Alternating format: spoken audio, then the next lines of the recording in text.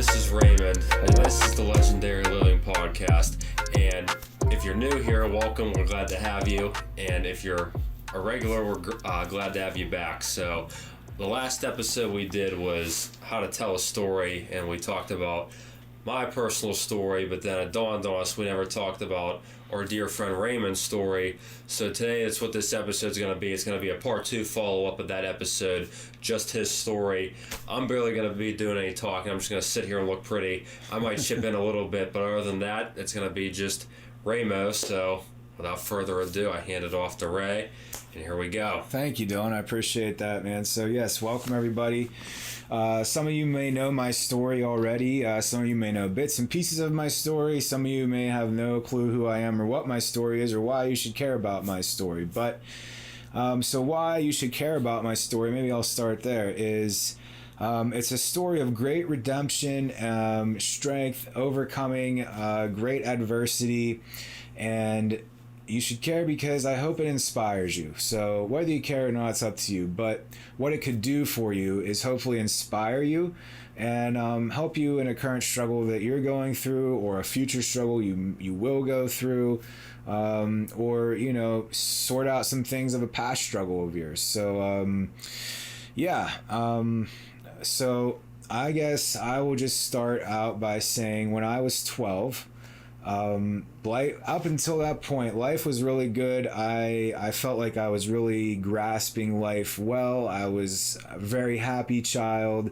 I wasn't a crazy kid. I didn't cause a lot of trouble as a young kid. I listened, you know. I was, from what my mom says, a joy and a pleasure to raise from a you know, baby on up. And then when I was 12, my parents, their marriage went south and they separated, and I ultimately got divorced. But you know, they raised me with all these morals and values, good morals, good ethics, good values, and good core values. And I felt like one day they had just went against all that, and the rug was pulled out from underneath me. And they separated, and you know, like, my mom left, and it was a very hard, difficult time, confusing, and there was a lot of uncertain things, like what's gonna happen, where am I gonna live, am I gonna have to move? And anyway, so at 12 years old, I didn't really I didn't know how to deal and process with those emotions. I didn't even know really. I just was feeling a lot of anger and like resentment, rage, and you know, those kind of negative anxiety and negative emotions very strongly. And my parents were so busy with their own situation that they couldn't really fully be present for me there and help me deal with those things. And I became very rebellious, like extremely rebellious, and I had no respect for authority, you know, and I didn't care to, and I wasn't going to. That was my attitude. And so during that time period, some people that I was associated with, some friends of mine in school, had access and were using drugs. And so I started to dabble a little bit with, you know, some weed at first. And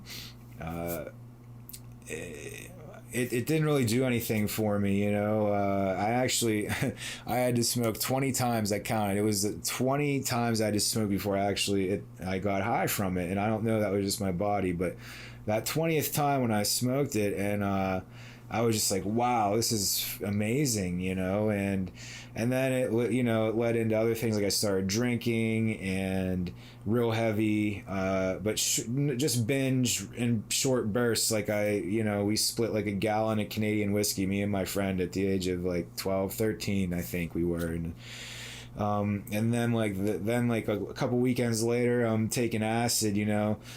They were taking it the weekend before, and I was like, what's that? And they're like, it's acid. And I said, man, don't ever give me that. I don't ever want to take it. And the next weekend I'm asking for it. And the weekend after that, it was like another drug, and then another harder drug, you know. It just progressed. And I think I was 13 the first time when I tried heroin, and 14 I started dabbling in it more, a significant bit more. And then by the time I was 15 years old, I was a full-blown heroin addict, shooting heroin multiple times a day, every single day. very addicted, and I started to, get consumed in the world of drugs and the streets and all that, and so it was a lot about just getting the next one. That's what everything was about. It didn't matter what I did or had to do. Like I'd go down to the projects and I'd rob drug dealers and get shot at 16 years old, and then I would call them up and be like, man, I'm so sorry, I'm going to bring your money and I need more, and I'm bringing more money. And I'd go down, I'd rob the same drug dealer again, like putting my life on the line, not caring, like speeding out of these places, almost hitting little kids. And it was just like a crazed teenager, me and some friends, sometimes just alone, whatever it was. A lot of time it was bad associations I was around, and so I was putting myself in these high risk situations at a very young age. And fast forward a few years, so I was 19, and me and two other associates of mine went on a run to get some dope. We were successful, came back to my apartment. My one old friend, me and him were really close actually growing up. We were friends for a long time, and we got high together all the time. And another friend of ours that was pretty close at the time to us in our circle, my closest friend there, he went first, shot up first, and it's like no sooner he pushed the needle in and pulled it out, he dropped down to the floor. I mean, I don't even think he pulled the needle. He just dropped down to the floor actually, and I had to grab the needle off from him. So he was blue, and so I revived him, and he was very unkept. We're drug addicts. He was, I mean, not all drug addicts are, but he was. I was a little more kept than him, but he was like crusty, and his mouth wasn't clean and stuff. And anyway, I had to give him mouth to mouth, and I revived him actually. I gave him CPR, revived him, and I thought, wow, this must be some really good stuff. So I'm gonna go next. So I go next, and I was like standing, and I'll never forget. I injected, I pushed it in. And immediately I felt like a million bees stinging me everywhere. And I knew this was the highest I've ever been in my entire life. And I was so high, I didn't even know how to compose myself, how to handle myself. I didn't know how to act. Should I sit? Should I stand? Should I talk? Should I be quiet? Like I was like so high. And so I kneeled down and on both knees, and I put my head on my couch like this. And then I stood up, and then that's the last thing I remember. I don't, it was just a weird behavior, why I did that. Like I said, I didn't know how to handle myself. So, and I stood up, and that was all I remember.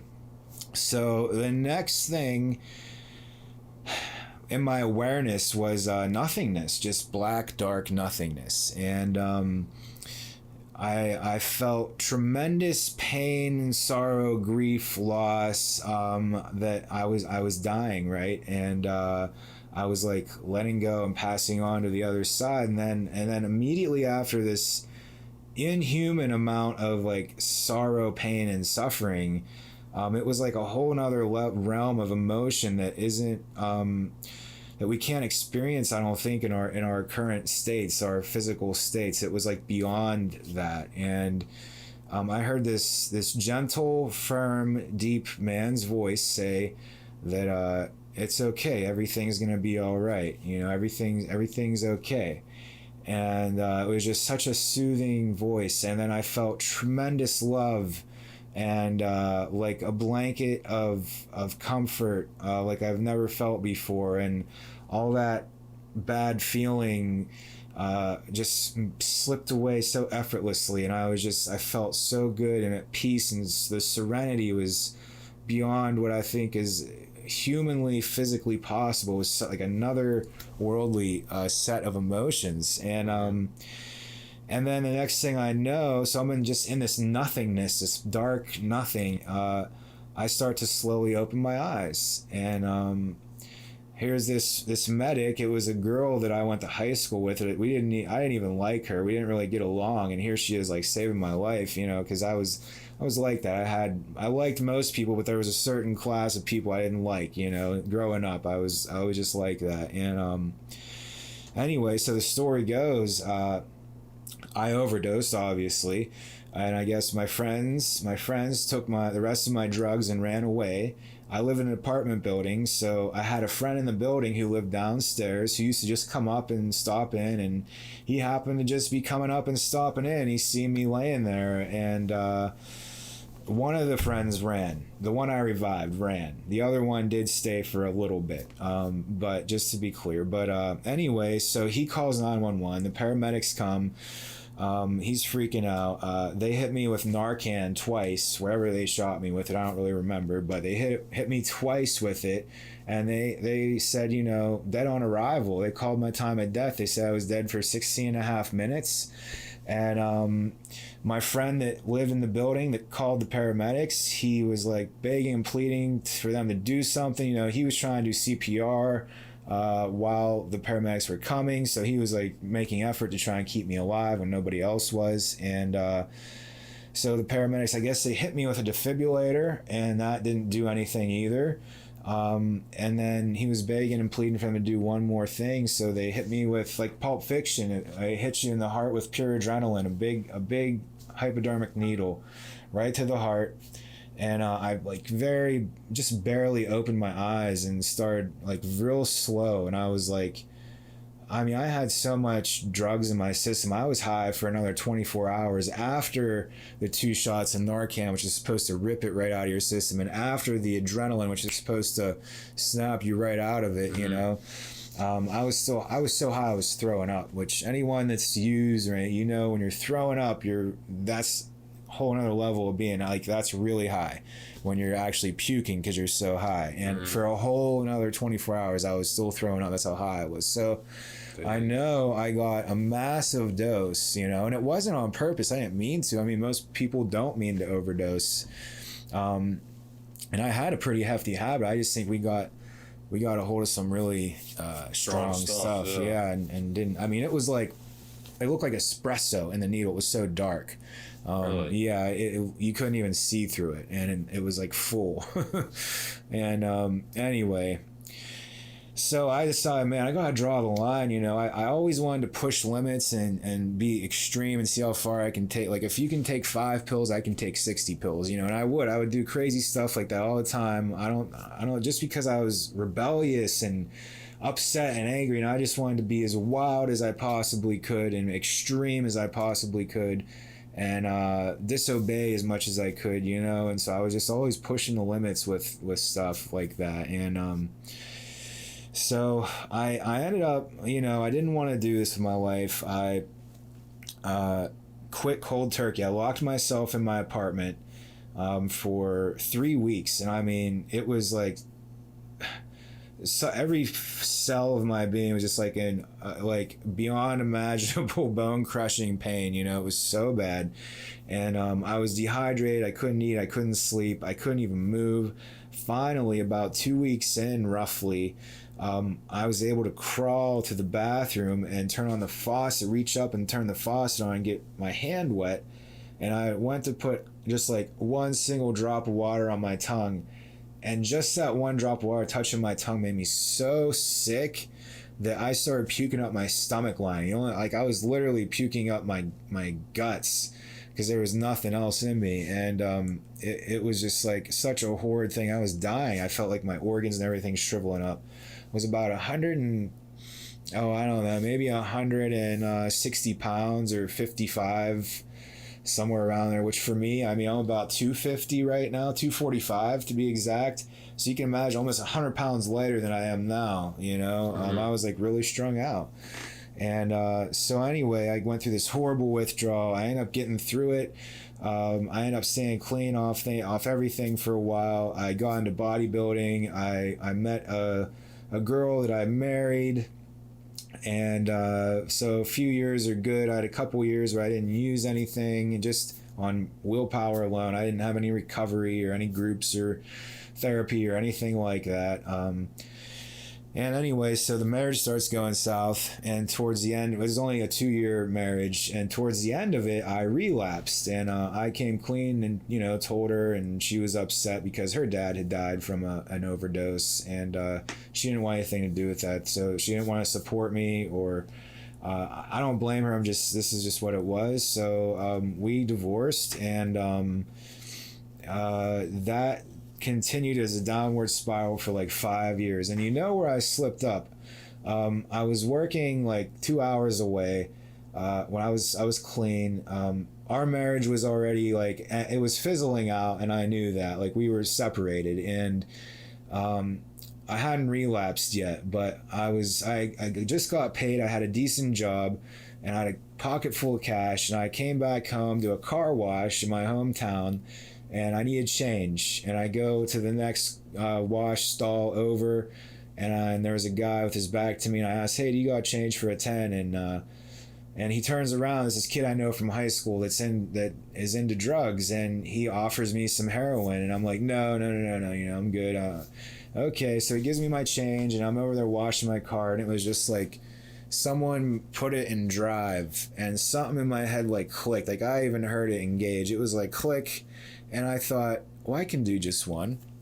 And I'm like, well, I can't just buy one, I got a pocket full. You can't just buy one. That's like, So I'm like, maybe I'll get a couple or a deal on a few or something. So I go and I buy some. I don't remember how many. It doesn't matter. But I ended up going back home and sniffing them all that night. And I wanted more. So I called and I got more. And I thought I could do it just once and be fine. And that wasn't my experience. And so eventually, after a few months of doing that, I started shooting it again. It just, this downward spiral that led me to homelessness. I started dealing so that I could support my habits, and I was just in so much despair. It started to make me, a different person, and I was doing things I normally wouldn't do. I was hurting people when I normally wouldn't hurt people. And I was just spiraling out of control, doing whatever I had to do for the next one. I would lie, manipulate, rob, steal, whatever I had to do to get more. And it caused me a lot of trouble in my life. I got in a lot of legal trouble. That was a mess, and a lot of stuff that was hard to get out of. A lot of court dates. I ended up in a couple holding cells. I ended up in jail once because I missed a hearing that could have been fine, but I was too busy getting high to make it to my hearing. So eventually it caught up with me, and I had to go to jail on a bench warrant and go through withdrawal on a cold concrete floor in jail with like 40 other guys going through this heroin withdrawal, and then, man, I had a friend's car I was borrowing at the time when this happened, and I was with another friend of mine who used, and I got locked up in jail. Didn't know it was going to happen. He had to take her car. He decided he was going to go get some more drugs and use them, and got so high that he ended up totaling her car. And so this lifestyle and the damage it does to everyone around you. This innocent girl who doesn't even get high, was just trying to help me out to borrow her car for a little bit. And this happened unexpectedly. This other guy takes it because I didn't know what to do, and totals it. And so there was a lot of wreckage of the past to clean up. So I was dealing drugs, like I said, and at the time I was living with a family member. And SWAT team came because the neighbors were suspicious, and they came and raided the house multiple times, shut the whole area down, all this crazy stuff. So anyway, I this was my 5-year relapse of all this craziness happening, and even got my parents robbed. My parents got robbed, I think, sometimes just because of the people I was around who they knew. They would scout out houses and stuff. I didn't even know the people, but the people I knew them. So it was like the associations, So anyway, about 3 months after I overdosed and decided to get clean, this is a very important part. I had a freak accident where I was going fishing with some friends, and I was carrying a bunch of fishing poles and some coolers, and we were walking down this steep river embankment. It's like a cliff edge with all rocks, all boulders, down to the river.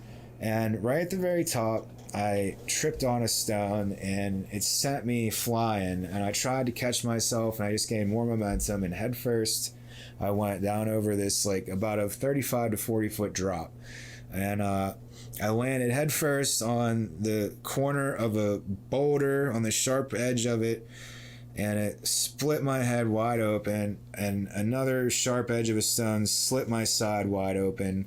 And when I mean, I'll never forget the impact, the sound of the impact. It was like your bone and sinew being crushed, and on such a deep level. And when I came to a stop, I mean, I had holes all through my body from the stones, like busting me up, and chunks of meat hanging out, and my side hurt really bad. So like, I lifted up my shirt and I could see my insides, like my organs, my intestines, and I thought, oh my gosh, I didn't think this could happen to a human, and you could like experience this and be alive, was like the first thought I had in my head. Like, how can I be alive and be witnessing this right now? And I stood up, and 19-year-old me, that same friend that called the ambulance, he was there that day, and he came running down. And I had a cell phone in my pocket, thank God, because he reached in and called 911. That ended up saving my life. But he had a towel, like a shower towel, and he put it on my head because I was just bleeding. I mean, I was bleeding out so quickly. It was really crazy. Within a matter of 10 seconds, this shower towel was completely saturated, drenched, dripping with blood. And I mean, it was just like, you could hear it like a hose, like a garden hose, like just like this, just, and it's dripping down. He's covered in blood, everything. There's blood flowing beside me through the rocks. And anyway, so they're like, lay down, lay down. By this point, there's a bunch of onlookers at the top, looking down at this scene, this crazy scene that's unfolding. This person looks like he might die, and everybody's watching it. And the paramedics come on a boat, and they had to. So I'm laying there on these rocks like this, and they have to cut all your clothes off right down the middle, cut your sleeves and your pants, and now you're naked laying there, just covered in blood. And there's like all these people looking down. I'm on these jagged rocks. They put me on a stretcher, put me on the boat, which was a feat for them to do, and take me down to where a parking lot where a helicopter could land, a life flight. Mm-hmm. And they put me on the helicopter, and then we take off, we're in the air, and everything is just going gray and fading out like Call of Duty. Okay, whenever you start bleeding out, it was almost exactly like that. It's kind of interesting. I think they got that from real experiences. Yeah. And the medic on the helicopter was screaming at me, keep your eyes open, don't close your eyes, keep your eyes open, don't close your eyes. But all I heard was like a very faint whisper, but you could see by his body language, and he's like screaming at me, but all I heard was like, don't close your eyes, keep your eyes open. And but I could tell he was screaming at me, like he was spitting. You know, he was like really, really in the moment with it. And my whole entire life flashed, like people claim and say this happened to me, this is my experience. Like it was like a slideshow of slides, like staggered next to each other, of every scene of my life that flashed before me in Technicolor. And I was just like, oh my gosh, this is how I'm gonna die. I'm gonna die at 19 years old on a helicopter.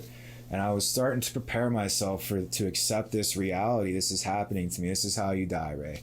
It wasn't an overdose. It wasn't drugs. It was some freak accident after you just tried to get clean, you know? And like, wow, the irony, like what a curveball, you know, plot twist. And this is what I'm thinking, all in a matter of a short period of time. And the next thing I remember is sitting in a wheelchair like this, kind of like this, coming to with a surgeon in front of me. He was holding a phone in one hand, and he was like had a squirt bottle in his other hand with like a long spout on it, and he was like pulling back my brain, and then he would squirt, and he was on the phone. He said, "Yeah, I'm gonna put him back together. I'm cleaning his brain right now. I think he's gonna be all right, and we're gonna do good with him." And I'm thinking he's talking to another doctor or surgeon or something, because it's this traumatic incident. And I found out later it was my mom he was actually on the phone with, and I'm like, oh my gosh, I can't believe you're talking to my mom right now. Like, so I had to sit there. They couldn't put me under. They couldn't give me any drugs to not, like, they gave me a topical Novocaine. But I had to sit there for 4 hours for this surgery while they put me all back together, because I'd lost 90% of the blood in my body. And so I had 314 stitches going there and back, 72 staples. And then they just packed my side. They didn't stitch it because they said it would heal better that way. So they packed that with, and it had to be, changed. Dressings had to be changed like a couple times a day. And I had temporary amnesia, so my memory was directly affected. I didn't remember a lot of my life. I couldn't even like walk. I had internal bleeding. I was urinating blood for about 2 months, month and a half, 2 months. My side was swollen like out to here, so I had all this. I was really beat up. It was a bad accident. I shouldn't have lived. There's only one possible thing in my opinion that pulled me through, that got me through that. That was God. That's the only thing I can think of, and that I believe that without that, yeah, without definitely the power of the Holy Spirit, there's no way a human should survive that. And I agree. Oddly enough, I believe it was a week before. Yes, it was like 1 week before, at that very same spot, a young boy fell over there and died. So like, I wasn't the first person to have an experience like that there and almost die or die. And so I get home, and in the hospital they had me on morphine. So I get home with a prescription of Percocet. I got addicted to the morphine in the hospital, just what they were giving me, because it was like a continuous drip. And because I was in pretty bad shape, and I go through withdrawal of the morphine. I wake up one night and I'm alone. I'm in my apartment by myself, and I see like flames on the ground, and I notice white candles, and I come to and I look around more, and here it's a burning pentagram with candles, and then there's these 3 demons chanting in tongues, like almost like sneering and mocking and dancing around me in a pattern.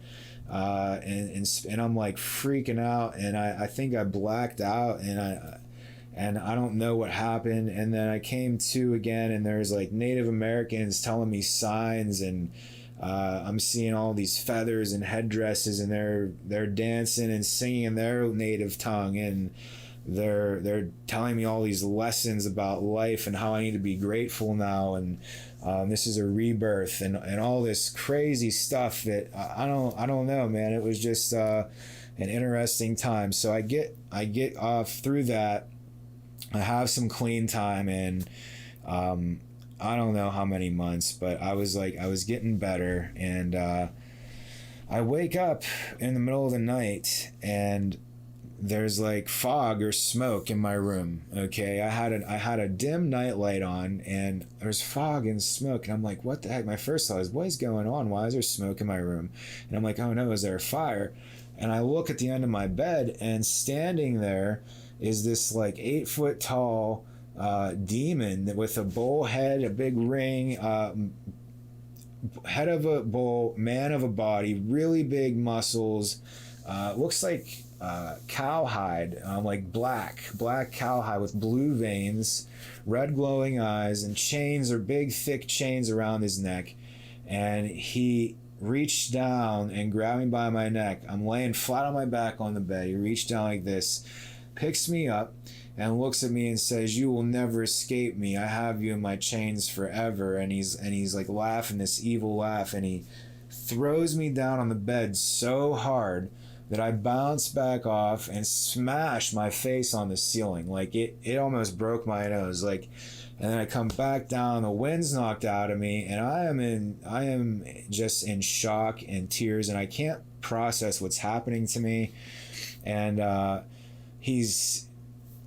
hear this just evil, morbid laugh, and I just, as soon as I could like gather my senses a bit and catch my breath a bit, I like sprinted out of the house and out of my apartment, and I went to my mom's, and I was pounding on the door, and this all happened around like 3:30 in the morning, and it was like 4 a.m. when I'm knocking on my mom's door roughly, and and she didn't even, I told her, you know, she's like, what's wrong, you know? And I was hyperventilating for like 20 minutes. I was crying. I couldn't even get a word out. I was so distraught and terrified, that I just had this experience. And I'm like, did I have like, I mean, I had like red marks around my neck.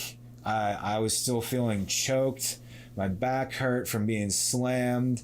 You know, so like, crazy experiences, but I believe I opened myself up to all these dark things through drug use and through the lifestyle. It's like a portal into you. It's inviting of evil.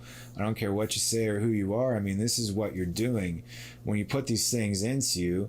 It's like putting a demon into you. And you know, they call it wines and spirits, literally spirits. Like, that's what it means, you know, because it's like, you put this in you and a spirit becomes you.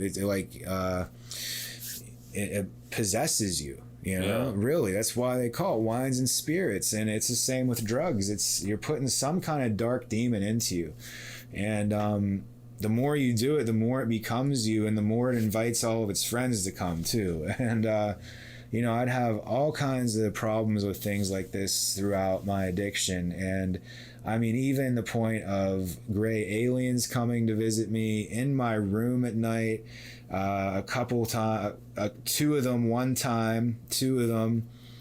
and I would see like shadow people. You know, I would hear radio stations from other states playing in my head that didn't even exist, because I would look them up and they didn't even exist. Mm-hmm. I was just so messed up, man. I was like psychotic, schizophrenic, kind of. I was like psychotic. And, you know, I got into trouble with the cops. I had suicide attempts. When I was 17, you know, I tried to commit suicide.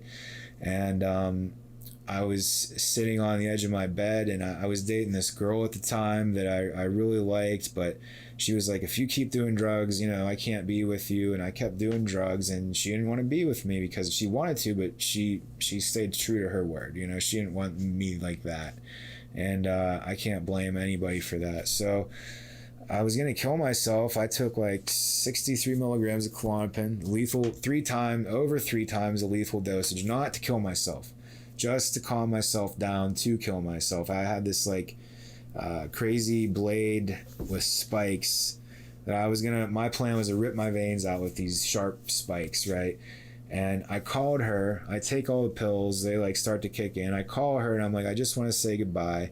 And she's like, what do you mean goodbye? And I said, that's all, just goodbye. And she's like screaming, freaking out.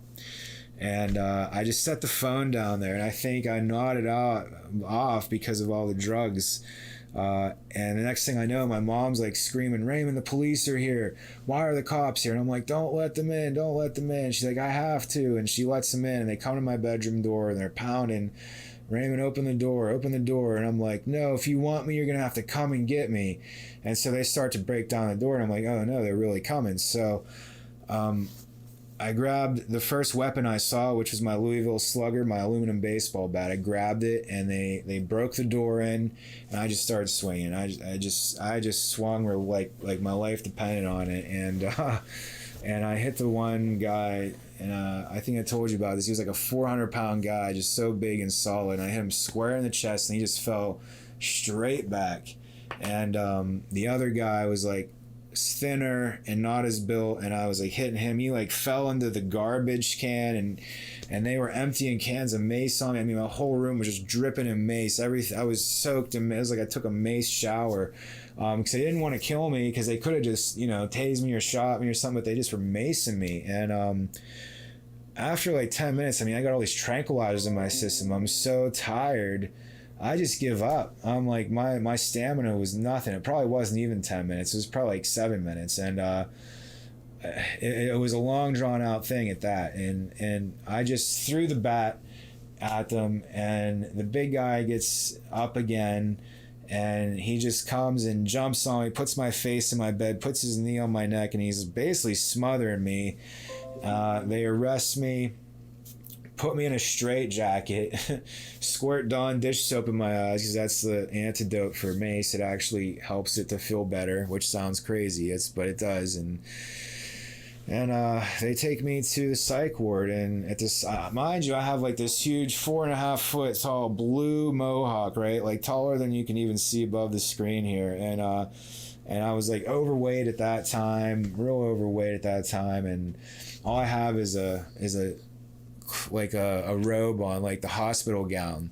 And I get up, I'm in this big waiting room with all these people in the psych ward, and my gown falls off of me, and I'm naked, this big blue mohawk, overweight, like all messed up, stink like mace and soap. And the security guard's like, yo, my man. I didn't know, I wasn't comprehending, and he started screaming at me, and I'm like, what? He's like, you're gone, man, pick your thing up. And I'm like, oh. I bend over real slow in front of all these people and barely get it on, and they take me back down this hall, and I'm hearing people screaming and chains clanging, and I'm like freaking out. And they put me in there for a couple weeks, and tried to straighten me out, and they put me in a single padded room by myself because I needed it. I was like just crazy. I was just so out of my mind. And then I got back, and maybe a week or two after, I went right back in. I had a psychotic meltdown. I was hallucinating and all this crazy stuff, and went right back in.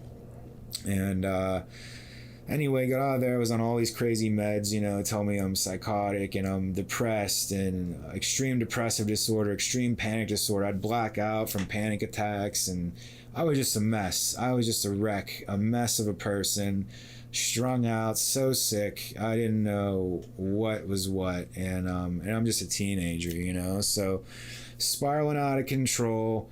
In my 20s and stuff after the relapse, and I end up homeless, where I'm at the point of just running around, doing whatever I can to get the next one. And I'm shooting all kinds of drugs at this point, different, not just heroin. I'm shooting everything, anything that I can get in a needle. I'm just shooting it all, and my liver shuts down on me. I ended up getting really sick, and I didn't know why. And I couldn't even swallow a sip of water or bite of a cracker without puking it up. And the only sober friend I had at the time, thankfully, she came and saw me and took me to the hospital. Like, forced me to go. And I'm like, wait, I can't go. They're gonna put me in rehab. I have to take all my drugs first. So I take all the drugs I have, like ecstasy tablets and heroin and whatever other kind of pills I had, and I go to the hospital. And by the time triage calls me back to intake me, I was so messed up. I thought I was standing on a ladder with a bundle of shingles, smoking a cigarette, roofing a house with my friend Nick, who wasn't even there. And I told the nurse to hold on, let me get down off this ladder. And I went like this and threw the shingles on the roof, and I stepped backwards down the ladder, and I gave my cigarette to my friend Nick. And meanwhile, this is all just in my head, and these people were just looking at me like they're like scared for me, like, oh my God, what are you on? And I was like, oh, just a little bit of X and a little bit of this. And they're like, we're gonna put you in a room for 12 hours and let you just kind of sober up. I'm like, yeah, cool, you got TV. I was like all happy. And so anyway, the doctor comes to see me like the next day, and he's like, anyone ever tell you that using needles is bad for your health? And I'm like, don't patronize me, like, what, tell me what's the diagnosis, what are you actually here for? Don't be, yeah, I know it's bad. Yeah, I got a problem. I know, I was real defensive. And he's like, well, you have a hepatitis of the liver. Doesn't mean that you have hepatitis, but it just means your liver's sick, and that's what we call it. And there's nothing we can really do. It's resilient. It should heal as long as you change your lifestyle. And actually, a part of the story I didn't tell you was prior to this, when I was 18, I was diagnosed with hepatitis C from sharing needles. And after I had gotten clean that time, I said, after my overdose, I was like 19 when that happened, so I'm like 20 or so. I see a liver specialist, and he has to test me, a new doctor, and he calls me and says, Mr. Chibane, I need you to come in to talk to you about the results. And I was like really terrified about that. And he brings me in, and he says, he's like, oh, I don't know how to say this, but only a few times in my career I've seen this condition, this circumstance, and Somehow your body has fought off the hepatitis and you no longer have any trace of it in your system. And I'm like, like, how does that happen? So I had like overdoses. There was, when I was homeless, before I'm getting to that part of the story, but towards the end of my homelessness and being out on the streets, I was so down and out. Like everything blew up in like 1 week, and I had no job, no car, nowhere to live, no girlfriend. She broke up with me, all this stuff. And I just decided I was going to end my life. So I got as much money as I could. I went and got as much heroin as I could, and I put it all in one needle. And I was sitting in a parking lot in a borrowed car in East Liberty at nighttime. And I just shot all this heroin, as much as I could get into a needle, into myself.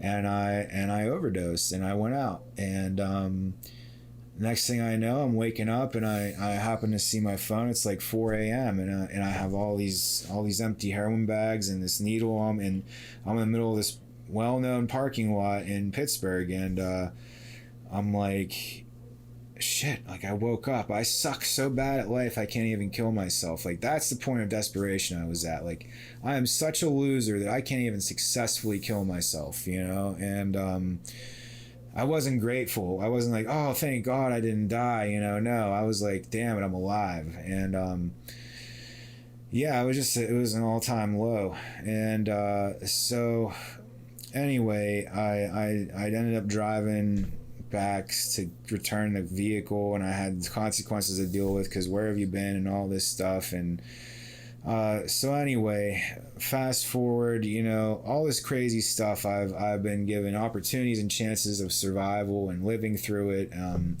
I should be dead over and over and over and over again. And so I finally decided maybe I need to go to rehab. And I went to a couple rehabs, and I'd come out and I would get high, and I'd go to rehab and I'd do what they tell me, and I'd come out and I'd be high within an hour.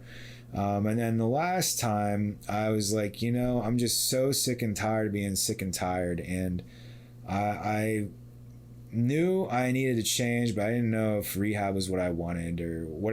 But I went to rehab, and they took me and went through another detox. And I was there about 19 days. And on that 19th day, they said, we have to send you home. And home was to my mom, because I didn't have a home. It was just like next of kin, someone that could be responsible to send me to. And I was like, but I'm not ready to go. I was scared. I said, well, we lost funding for you, so you can't stay. And without funding, there's nothing we can do for you. And so I'm like, man, what am I going to do? I was like so scared, so upset. And they send me home. And the first thing I do is start making calls to set up drug deals. It's like, I need money. I need to eat. I need, blah, blah, blah. I'm going to start getting high. And later on that afternoon, they called me and said, good news. We found you funding. You can come back. Just be here by 11 p.m. And I'm like, great. So I heard, you're safe to get high, and then you can come back and have a safe place to stay. So that's what I did. And I went off my drug deals. I set up, I got high, I went back, made it right at 11. They drug tested me. They said, were you doing drugs? I said, no. They're like, well, this is in your system. And I said, I don't know how it got there. And they're like, yeah, right. Okay, whatever. And they didn't want to argue with me. They just said, go ahead. And I ended up staying like 3 months in that program, and got a standing ovation when I came back, because no one ever comes back to rehab, but I just wanted it. I just wanted a different life, and I just took it one step at a time.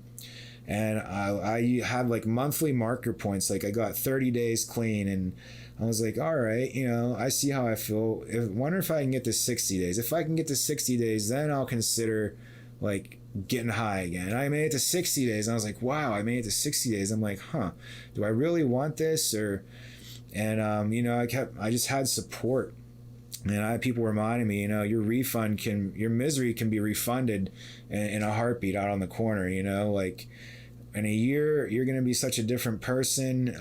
Your life is going to be so much better. You're not going to want to go back. So people were just supporting me, telling me things like this, and I just kept walking. I'm learning more about myself and about addiction, and then I get 3 months, and I get 6 months, and then I go to a halfway house. After about 3 months, I go into this halfway house, and there, my dad dies, and then my brother dies 2 weeks after that, and I have 3 months clean. I'm a wreck. I haven't felt feelings in so long. I don't know who I am or what I am.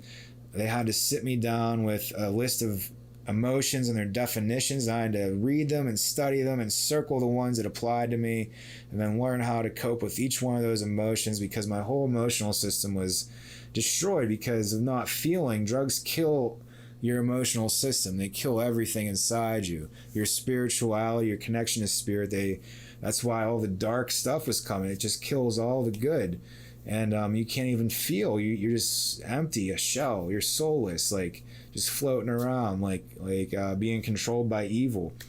And so they argued me to go to my dad's funeral, and that caused a huge stink. And I ended up finally getting them to let me go for like a couple hour window to pay my respects to my dad, and which was good for that. But I grew a big resentment against them because they said, you don't care, you're just looking for an excuse to leave and get high, you're not crying, you're not upset about your dad's death. And then, like I said, 2 weeks after that, my brother died, and my family didn't even tell me. I had to find out from a lawyer that I called, and it was just, so anyway, I made it through that program. Somehow it was the hardest thing I ever had to do was get through that halfway house, man. That was the hardest thing by far, because it's extreme behavioral modification therapy is what they call it, and it's extreme. They break you down to nothing and rebuild you pretty much, and I got through it, and then I went to a 3/4 house and I started to build my life again, and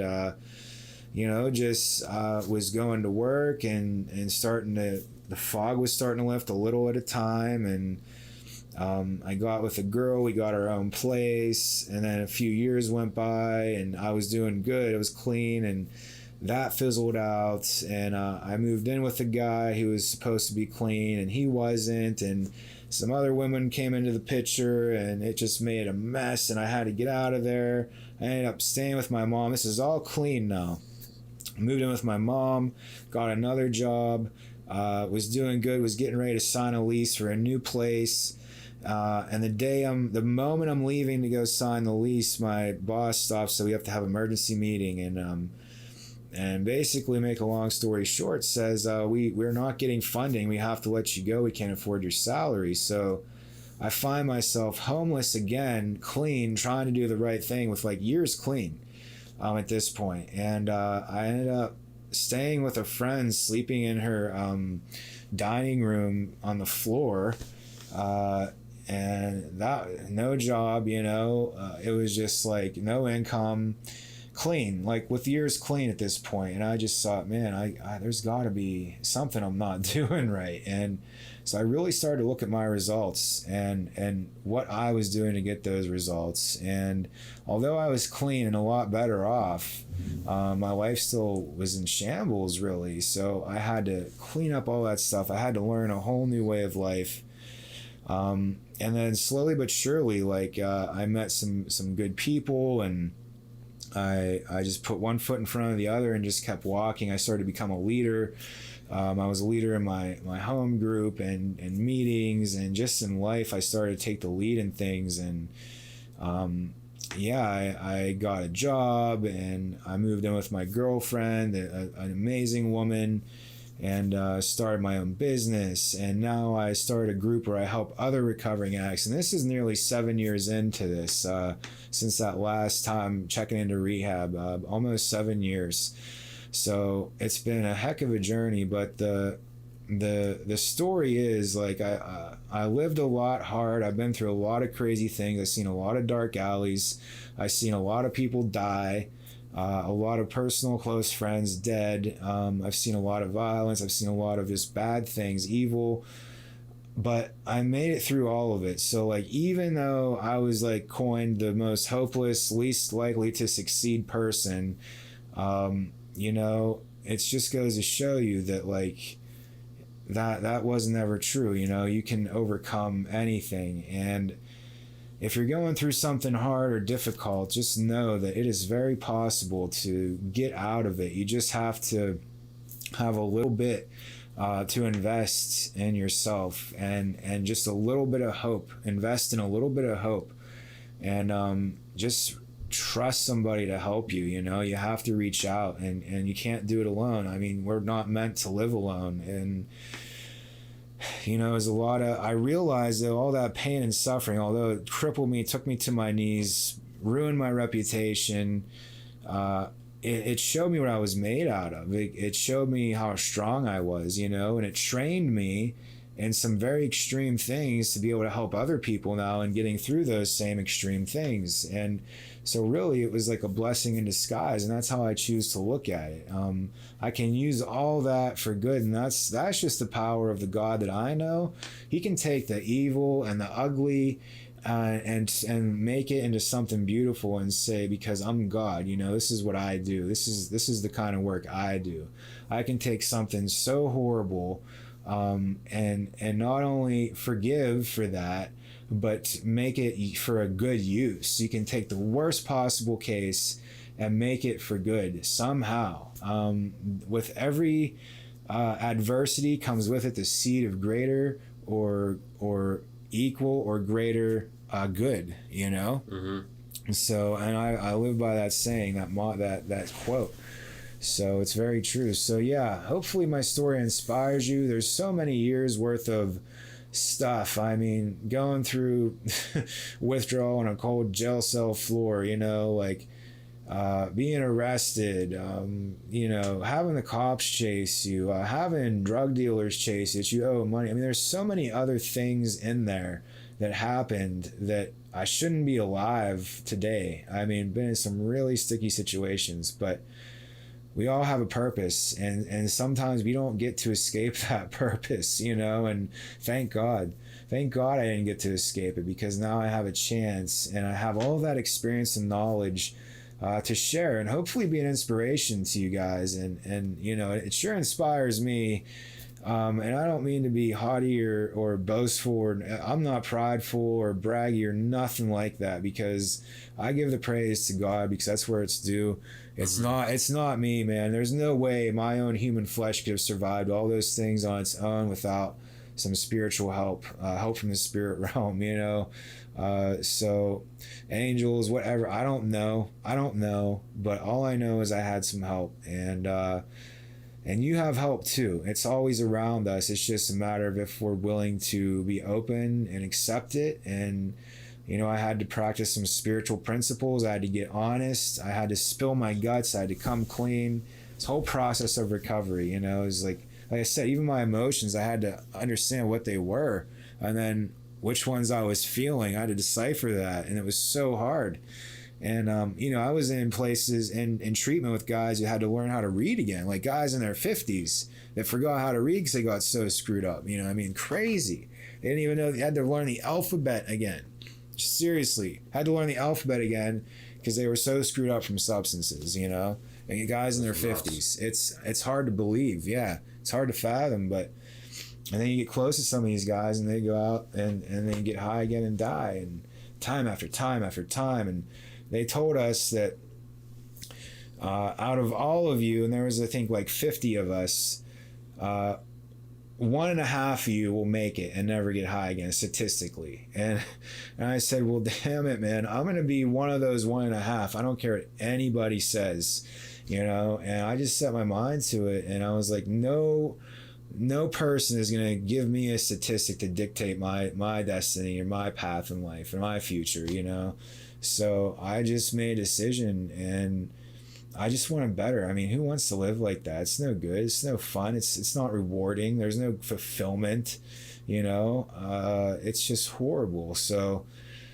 we all have so much untapped potential we're not even aware of. We don't even know we don't know, and it's sad. So I'm working now to help awaken people and develop themselves and overcome these stupid, crippling addictions that don't do any good at all, because we all buy into some kind of lie, about what we're not, and we believe it, and we need a way to escape that, what we think is truth. It's our reality, and we feel things very deeply sometimes, and we don't know how to deal with it. And So there is a way to deal with it, and there's a way to use it all for good, and there's a way to channel it. And if you need help, by all means, please reach out to us in the comments. By all means, look us up. Our Instagram tags are at the beginning of this video.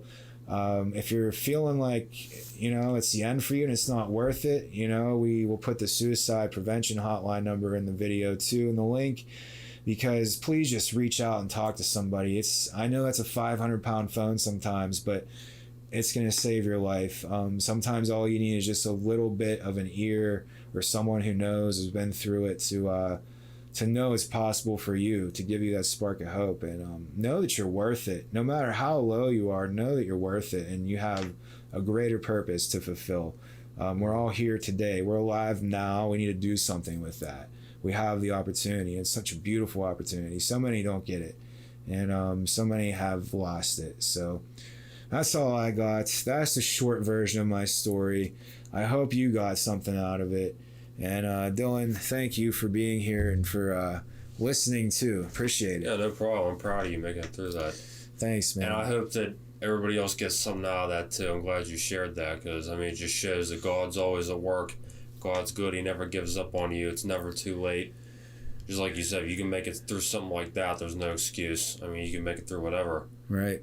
And yeah, especially during, like you said, this is Suicide Prevention Month. So I'm glad that, especially now, share a story like that. Some people need to hear. Yes. It goes with the times, so to say. So I'm glad you shared that. I hope that everybody got something out of that, and hopefully you're not going through anything like that. But if you are, you know anybody that is. Hopefully you don't, again. But if you do, hopefully this can kind of be a guiding light in a way.